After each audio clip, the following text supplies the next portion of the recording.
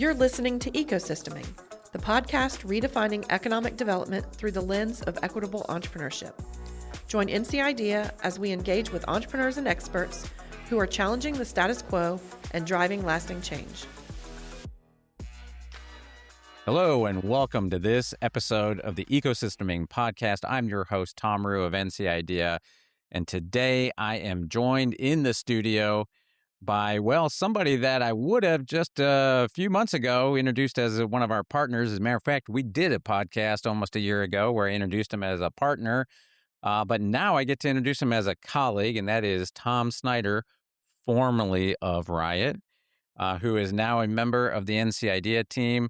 Tom, welcome. Thank you for joining me in the studio. I'm sure most viewers know who you are, but let's give everybody the advantage of knowing a little bit about you and your background. So before we jump into all the stuff we're going to talk about, the juicy bits, why don't you just start a little bit with some biographical CV type information?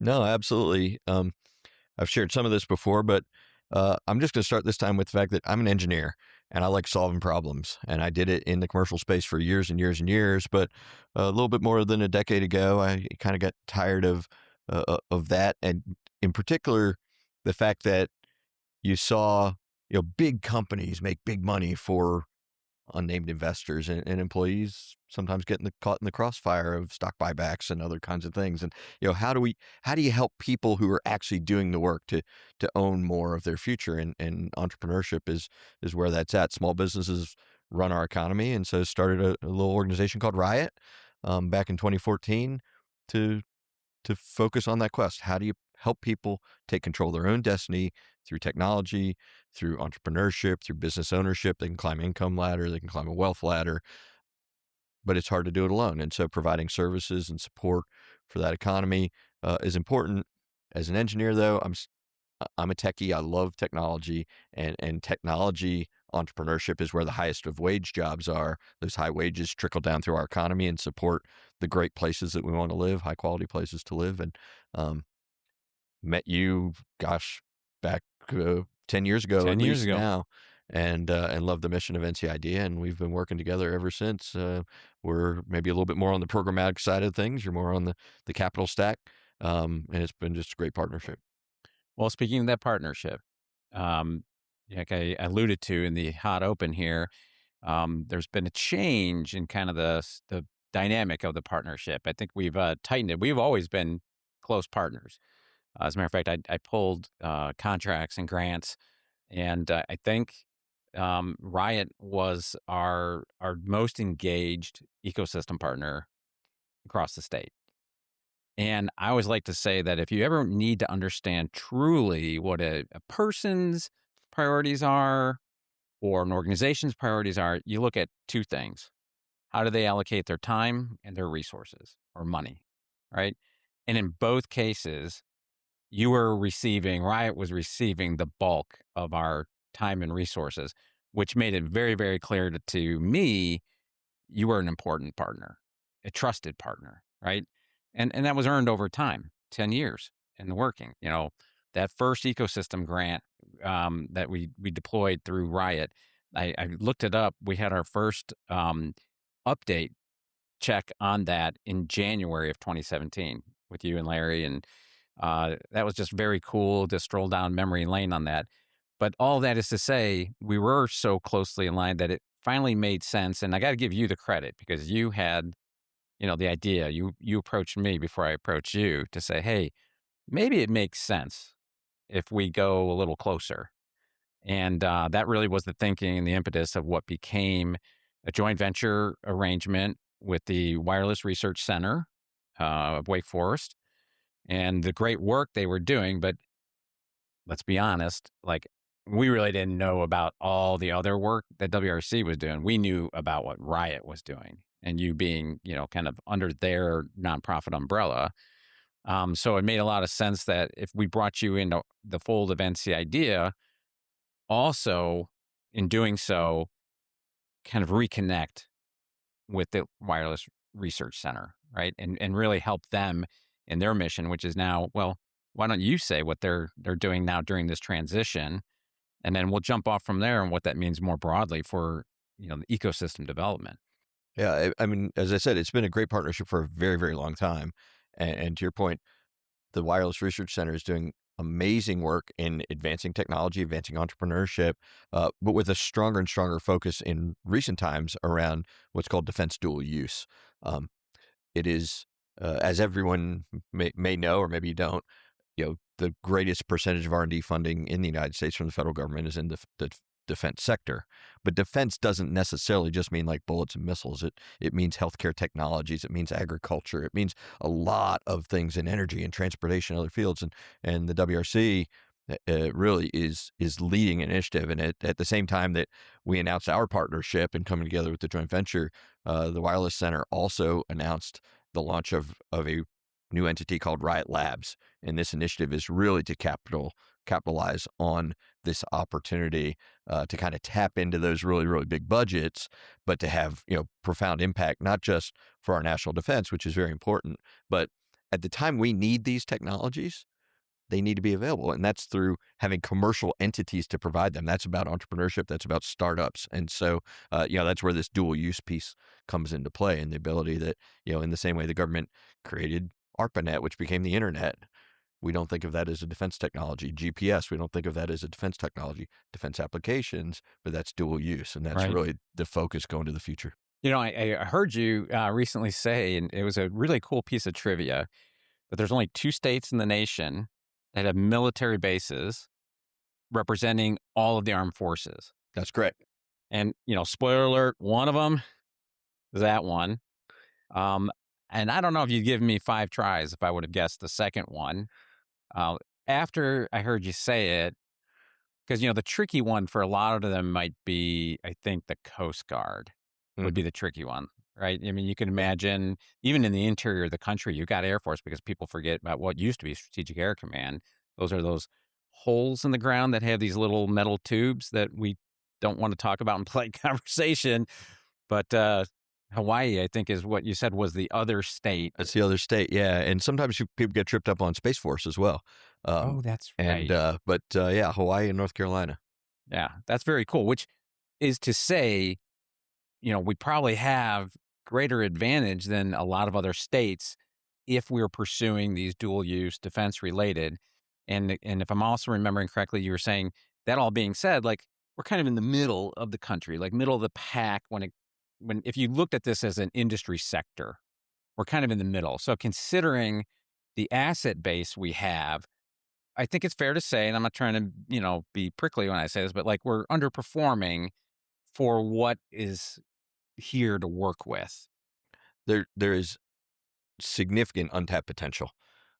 Geographically, there's advantages. In fact, back when the U.S. highway system was rolled out, North Carolina, being kind of at the middle of the Eastern Seaboard, was where more highways were set up for planes to land on, to deploy and mobilize equipment and infrastructure by design. So strategically, the government one time said, this is where the defense hub for the eastern part of the United States needs to be. The largest military base in the world in Fort Bragg is here in North Carolina.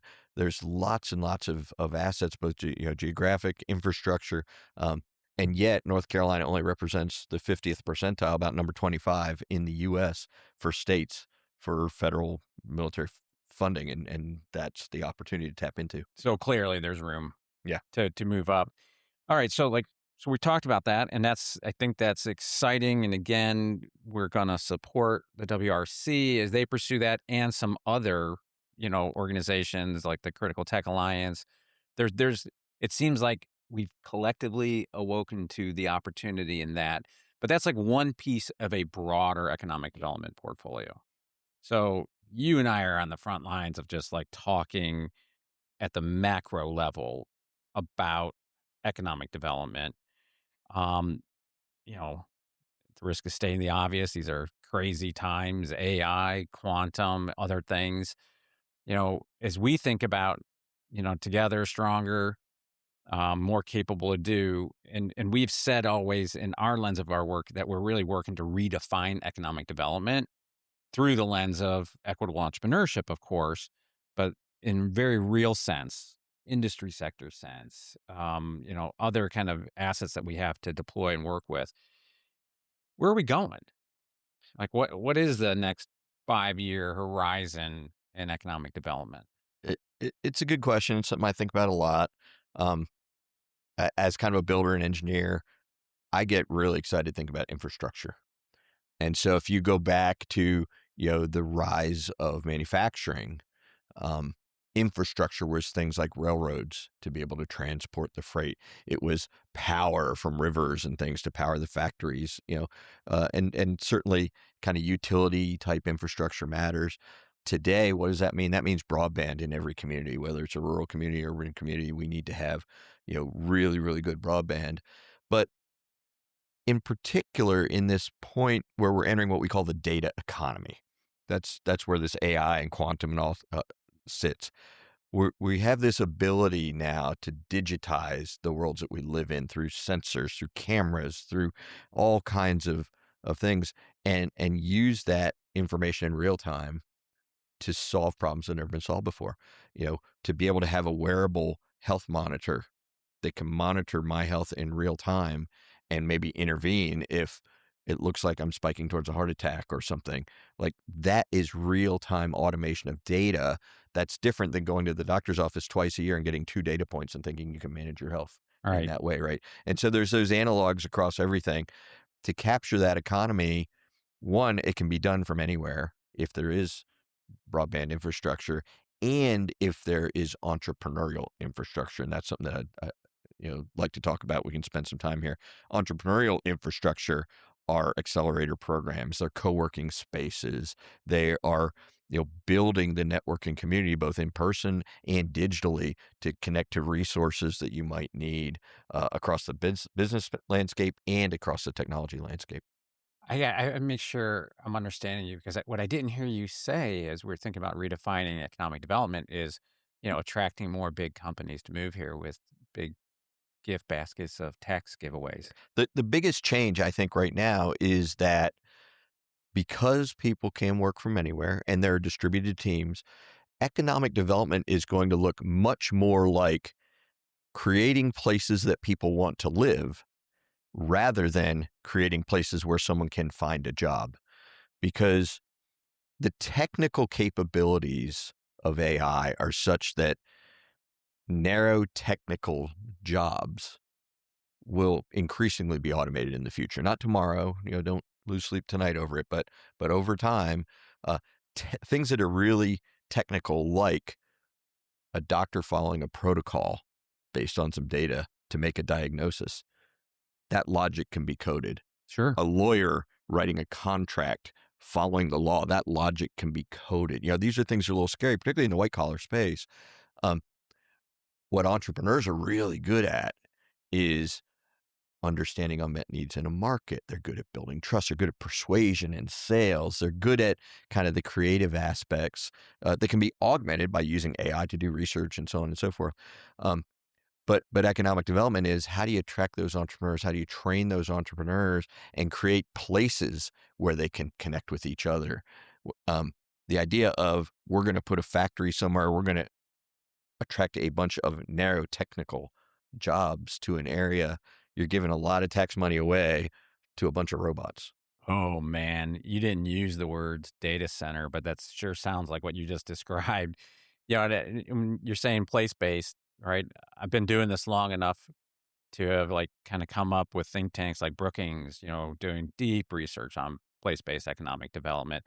Frankly, there's even shards of Richard Florida's creative class, work, if you remember that from back in the day, where he really talked about livable cities and walkable cities and Yeah. being, attractive to certain percentage or type of the workforce. And it's nice to see it finally converging because obviously I was just being silly when I suggested, the continuing of buffalo hunting, because I think I might be optimistic here when I say I think that this has been changing, but I think people are starting finally at long last to understand the law of diminishing returns on that, right? And we see real examples of what we're talking about, this 10-minute city kind of concept. We're seeing real examples. If you look in Eastern North Carolina, for instance, Wilson is a city of about 50,000. residents, traditionally ag-centric community, and they have done well with some of the big game hunting. There's some advanced manufacturing for vaccines and other things happening in the area, but they made a decision a number of years ago. One, let's get broadband. Let's lay fiber to every single structure Yeah, that was genius in the by them. in the city. Solve one piece of infrastructure. The city then said, let's open a co-working space. Let's bring in an accelerator program. It there's construction cranes all over Wilson now. People have moved there. They've started companies. Pittsburgh, North Carolina, even smaller town, is on this journey. We're seeing small mid-market rural communities very attractive to people to move, to start a family, to have kind of the lifestyle that they want to, and still be involved in this high-tech, high-wage industry. How hard? I mean, you were very instrumental in working with us. Some of the stuff we funded over the years, like the work in Wilson and a little more recently Pittsburgh. You know, what was the genesis of that? I mean, was it just for Wilson? Was it just a byproduct? Okay, they led in broadband. I guess what I'm trying to suss out here is how hard would this be in other communities? I mean, are they just the outliers? Were they, quote, the lucky ones? Or is this, if you take whatever, like the population core of the Wilson metro area, like how many more Wilsons could there be in the state of North Carolina? And not necessarily that's exact same blueprint, right? Because you kind of got to lead with what you have. But is that feasible to replicate, or is it just, okay, it was just luck of circumstances coming together? Not only is it feasible to replicate, but in my view, it's necessary. There was a period in our history, back to, again, the manufacturing era, where globalization was starting to happen. There was a fundamental shift in the economy around, low-cost labor in Asia and so on and so forth. And there are some communities that said, you know what, we need to bring in internet infrastructure so that a knowledge economy can emerge. And there are other places that said, no, no, no, we're going to keep trying to fight for our factory. And we were familiar with the Rust Belt, right? The Rust Belt happened because not everyone adapted. In this data economy, there are going to be places that put in the kind of infrastructure we're talking about, because that is where the world is going. And there's places that don't. If anyone is out there and listening and interested, could my town or city do this? Yes, there are entrepreneurs everywhere, and particularly in rural communities.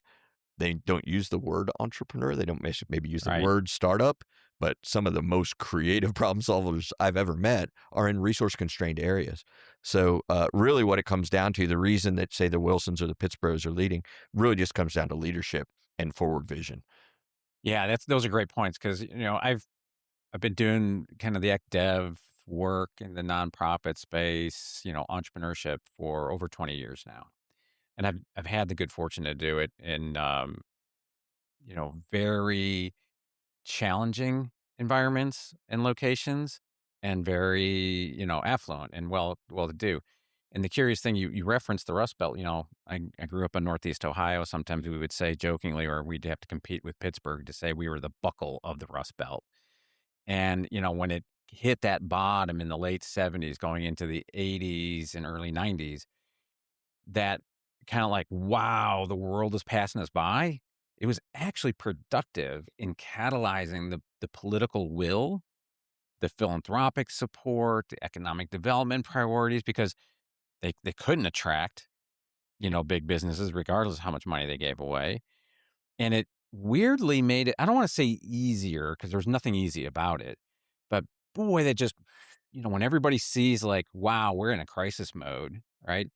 Then I come down to North Carolina, where frankly, the portfolio that we have would be the envy of at least 40 of the 50 states in our country and countries around the world.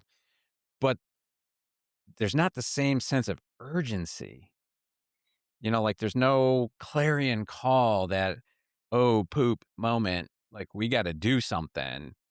And it's just a weird dynamic that it seems that 10 years into it, I think we finally have converted some believers, right? When you see the data come out of the Secretary of State's office, for example, the report they issued a couple of years ago already, that I refer to as kind of the silent bomb. I mean, it was a bombshell report.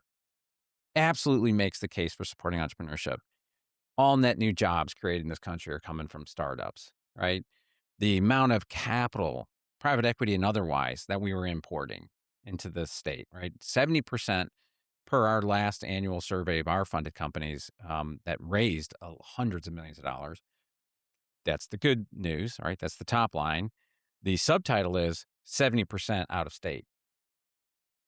So we can have maybe another podcast at a different time to talk about, like, what do funders outside our states in our companies that are funding in the state doesn't see? But that's like I said, that's for another time. But that's all happening.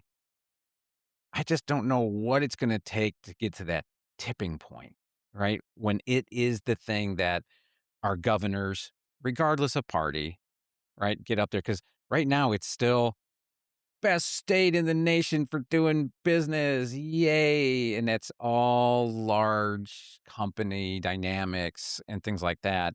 When will we find, Tom, I need you to answer a hard question, okay? Less people think now that you're one on a team member, I can't ask hard questions. Here's the hard question. When will we begin to believe in ourselves and collectively, with our elected officials, strive to be the best state in the nation to start and grow high impact companies? Easy question. It's a super easy question.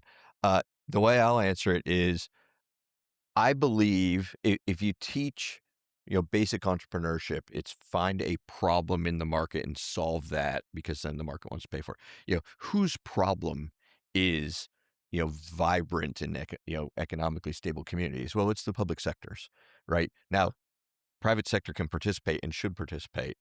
Um, I think you use this term elected official in your question. That usually is where the problem is, in my view. The good news is you don't necessarily need to have them involved to get started. And if we create enough of the momentum, the elected officials will get on board. But the reason the old kind of stale form of economic development is still happening is because elected officials care about a ribbon cutting. That's a media moment. They care about big numbers like the tax incentives. You know, when you get down to the staff level in the public sector, they already get it. There is so much latent demand. Part of our strategy over the years has been, you work with the elected side of the house, but you don't let them stand in your way. You've just Yeah. got to move it forward. Let's give credit where it's due, because there is something that the elected officials of this state did not too long ago that you and I both are very bullish on, and rightfully so. And that was funding an effort called NC Innovation, right? The legislature put aside $500 million. Now that's corpus. Think of it as a fixed amount. So that's never going to get touched, but that's a good chunk of money that can earn a lot. And through those earnings, they are now, I think, redefining national best practices on tech transfer and commercialization. Namely, what's the coolest? We use the term IP, intellectual property. It's just basically technology. What is coming out of the universities that, kind of like the defense tech part of our conversation, right? Dual use, like it could be used to serve any problem, and take those ideas, from the bench, as they say, if it's high science, like our friends at First Flight, that's what they focus on. First Flight Venture Center is doing great work in taking, deep tech, high science, and bringing it into the market. With the NC Innovation effort, it seems like we're doing something similar, but more writ large to the whole university system in the state of North Carolina.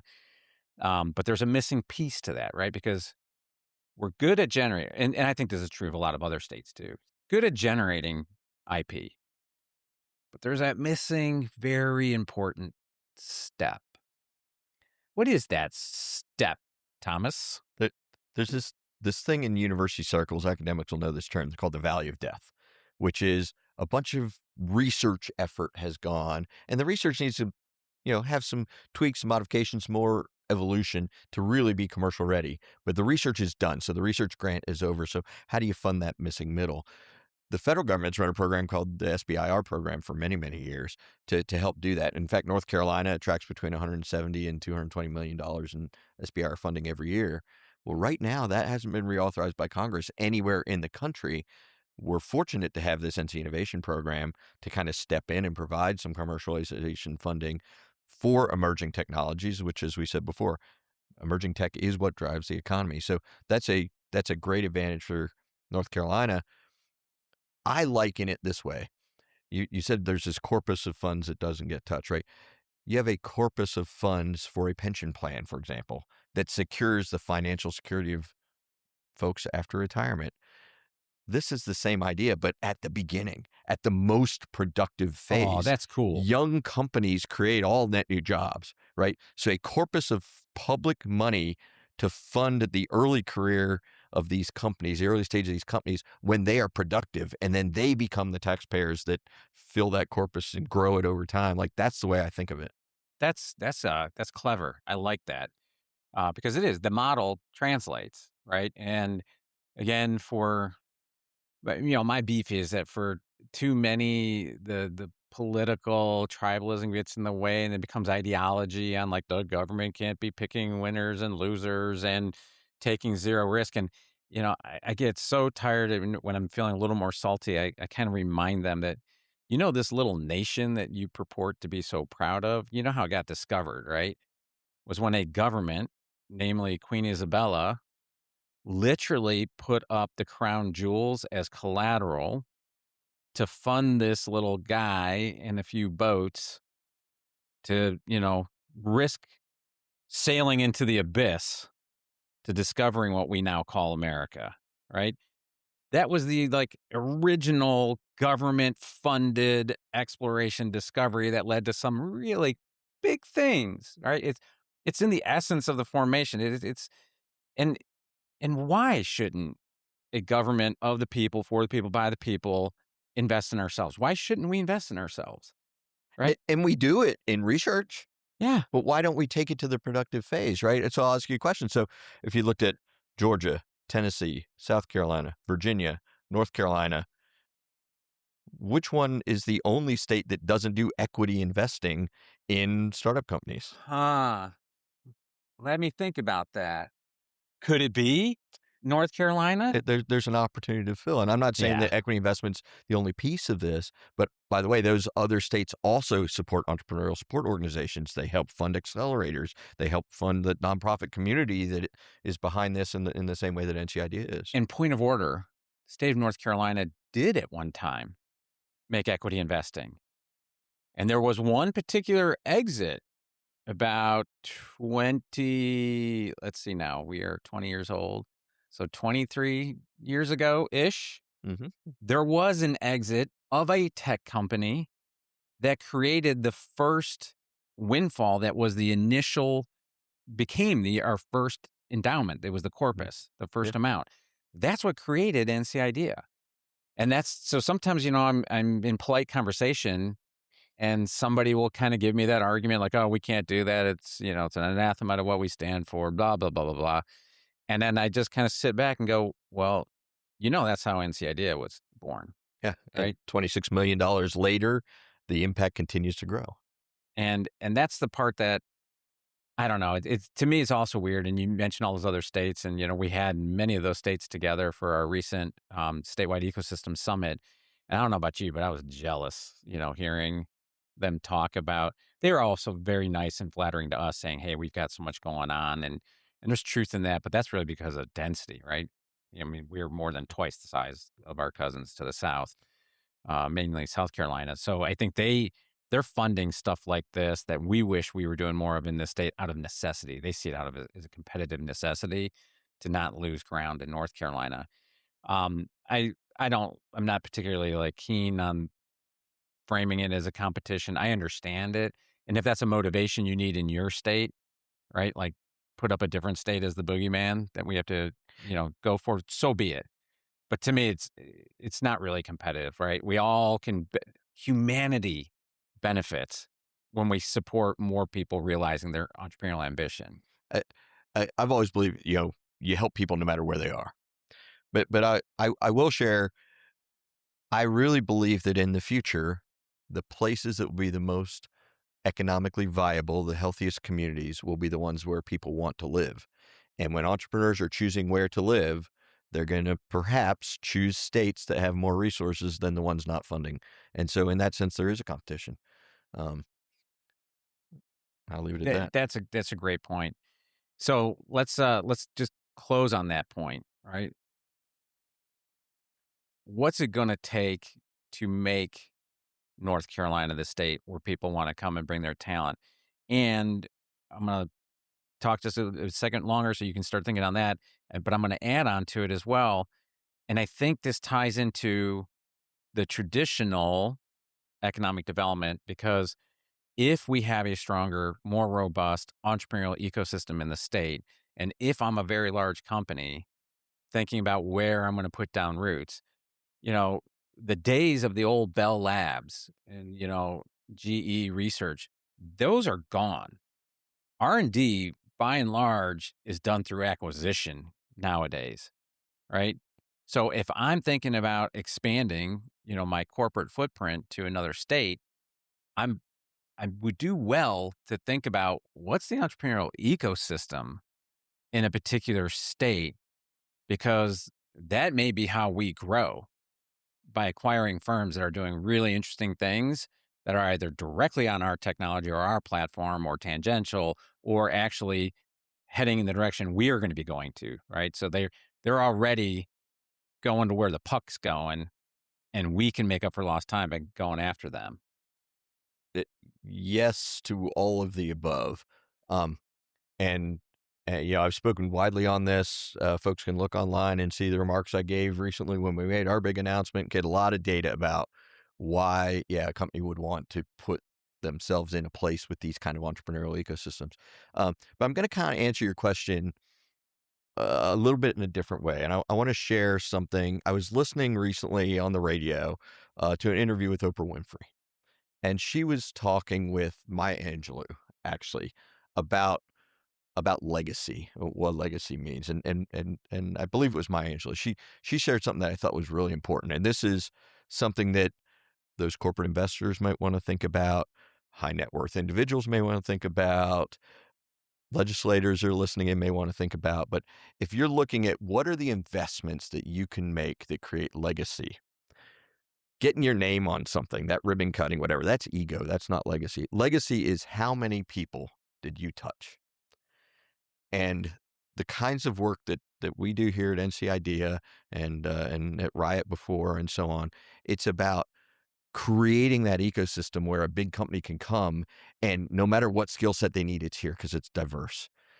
Whatever industry, it's diverse in North Carolina. Whatever resource you might need, expertise, um, that's about how can I make my investment that touches as many people as possible. That's legacy setting, and we would love folks to come in and join in that mission. Yeah, I think that's a good point to wrap up on and one that probably because when you think of other states, a lot of states are known, they're kind of branded for certain verticals, right? Or sectors. And one of the strengths of many that North Carolina has is we have broad spectrum. There's just about anything you could possibly need. There's some degree of concentration, expertise, skilled workforce, educational support systems, professional development, probably ecosystem partners that are catering to these specific sectors. And so, yeah, I think we're kind of that Swiss Army knife in that regard. And I think that should be a selling point. Frankly, that doesn't get, I think, hyped nearly enough. So, with that said, closing thought, we've been collaborating for 10 years. We're going to be working together a lot closer now. I mean, you made the announcement, so there's no take backsies at this point. What do you hope for the next 10 years? I want to widen the funnel. I want more and more people to feel that they can be a part of this economy, not be scared off by the technology, not be scared by the AI and so on, but to learn that it's actually accessible. You can use it to change your trajectory, to change your future. I want to see a world where economic security comes to more people. When we have that, a lot of the kind of the instability, the chaos, the fear, the things that we're seeing writ large in society right now, um, all of that is rooted in economic security, and entrepreneurship, I think, is the clearest path to supporting the most people. Just want to do good work and continue to push towards that dream. Yeah, I couldn't agree more. I think I've said on many occasions, I think the world's greatest natural resource is the entrepreneurial potential of everyone, right? We just have to find the will, the resources, support the people that can help tap that, latent potential in all of us. And if we do that, I think we will have figured something out that really will go to the heart of human flourishing and make the world a much better and safer place where everybody feels vested in the collective outcome. So, with that said, welcome aboard, brother. Happy to have you and Rachel, and looking forward to all the great things ahead. Couldn't be more happy for this, and frankly, more optimistic now than 10 years ago when I started on this little journey that brought us together. Thanks for joining us. Thank you all for listening to the pod. Feel free to check in. We've got many episodes. We've been doing this for a little bit. And as always, if you've got ideas for the pod, guest-wise or topic-wise, don't be shy. Be sure to let us know. We're happy to take it. I know this looks like a very professional thing that's very rigid, but you might be surprised to realize, no, we're kind of flexible in that regard. We like to eat our own dog food here at NC Idea and be entrepreneurial in everything we do. So let us hear from you if you have some ideas. And with that, I say adios. Stay connected with NC Idea on LinkedIn and Facebook. Subscribe to our newsletter for all the latest.